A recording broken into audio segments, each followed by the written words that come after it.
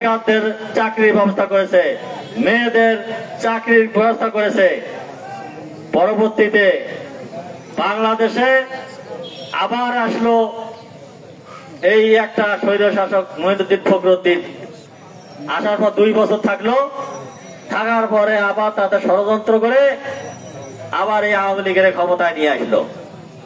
আওয়ামী লীগের ক্ষমতা আসার পর 14 সাল, 18 সাল, 24 সাল, 14 সালে এই উলিপুর সহ বাংলাদেশের 153 জন এমপি বিনা ভোটে হয়েছিল। আগে হয়েছিল না, বিনা আগেই দেখি ভোটের আগে দিয়ে এমপি হয়ে গেছে, মানে ভোটের আগে এমপি হয়ে গেছে।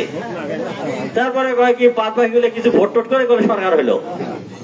আমরা মনে করলাম যে আমরা নির্বাচনে না গেলে এটা করতেছে, তাহলে নির্বাচনে যাই। আমরা 18 সালে আমরা নির্বাচনে গেলাম, দেখা গেল যে তারা নতুন বুদ্ধি করলো কি 30 তারিখে ভোট, 29 তারিখ রাতেই তারা ভোট সিল বাঁধলো না।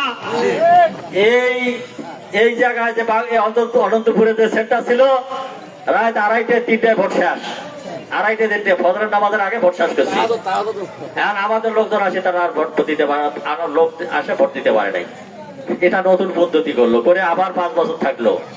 আমাদের আন্দোলন হলো, আমাদের তো সব বললাম এই হাসিনার পতন ছাড়া আমরা কোন নির্বাচনে যাব না। 2024 সালে একতরফা ভাবে তারা নির্বাচন করলো, 60টা দল নির্বাচন করলো না, একতরফা নির্বাচন করলো। আবার তারা ভেবেছিল এইভাবে আবার 24 সাল থেকে 29 সাল পর্যন্ত থাকবে, এইভাবে 48 সাল পর্যন্ত থাকবে, বলে নাই। এটা পার্শ্ববর্তী দেশ আছে যারা গণতন্ত্র ধ্বংস করার জন্য এই অবস্থা করেছিল। বাংলাদেশের মানুষ ভোট দিতে পারে নাই।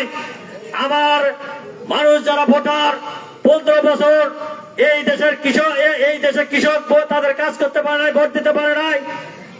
যুব সমাজ যারা ভোটার হয়েছিল তারা ভোট দিতে পারে নাই।